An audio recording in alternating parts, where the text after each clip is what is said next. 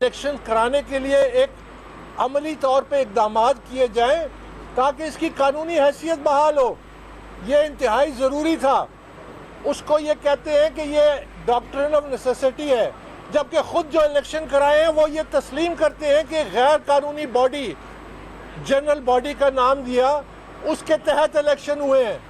तो जब आप एक रास्ता जो हम कानून दे रहे हैं आपको, जिसमें मसालत के ज़रिए पीटीआई की कानूनी हैसियत बहाल हो सके, क्योंकि हम नहीं चाहते कि पीटीआई पे पाबंदी लगे, हम नहीं चाहते कि पीटीआई डीलिस्ट हो जाए।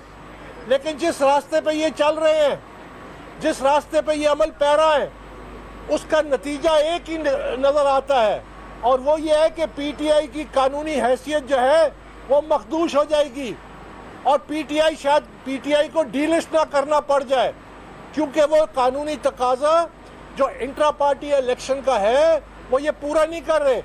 और ये महज एक पीटीआई का मामला नहीं है। हमारी तमाम जमातों में तकरीबन तमाम जो पार्टी के कायदीन हैं वो बिला मुकाबला मुंतखब होते हैं और फिर जमहूरियत के अलमबरदार भी बनते हैं।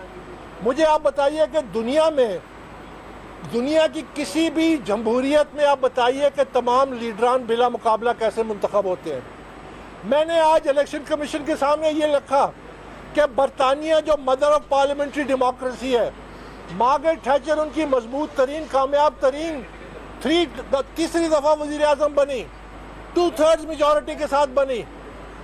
उनको अपनी जमात ने पॉपुलर मैंडेट के होते हुए पार्लिमानी पार्टी ने उनको हटा दिया वज़ीर आज़मी से और एक नया लीडर ऑफ द हाउस मुंतखब किया।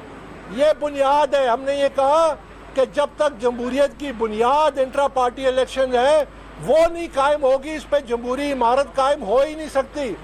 मैंने पहले भी मिसाल दी कि फ्रांस में उनकी जो पॉपुलर तरीन लीडर हैं, जिसको तमाम लोग सर्वेस कहते थे कि वो सदारती इलेक्शन जीत जाएंगी, उन्होंने 4.5 मिलियन यूरोस गैर कानूनी फंडिंग ली।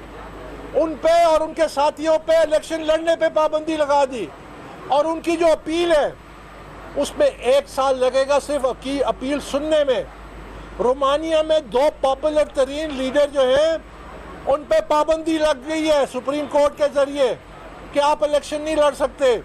इल्ज़ाम था कि जो इलेक्शन हुए हैं उसमें रूस ने मुदाखलत की है सोशल मीडिया के जरिए, उन्होंने इलेक्शन को ही खारिज कर दिया, इसलिए कि कानून नाफिज होता है।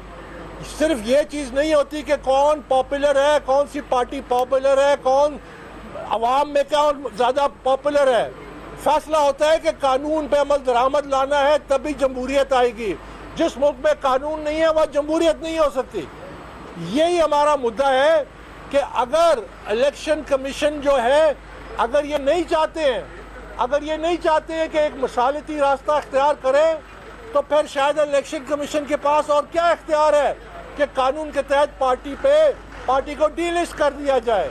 और ये इंतहाई अफसोसनाक होगा, और उसके जिम्मेदार ये सारे वो लोग हैं जो इस वक्त पार्टी पे काबिज हैं, क्योंकि हमने इनको अपनी तरफ से एक बेहतरीन लाइफलाइन देने की कोशिश की जो इन्होंने कबूल नहीं की। बहुत बहुत शुक्रिया। बानी रुकने इस्लामाबाद में बानी रुकने PTI Akbar S Babar media से गुफ्तगू कर रहे थे। उन्होंने कहा कि पीटीआई के अकाउंट्स का गैर कानूनी इस्तेमाल हो रहा है।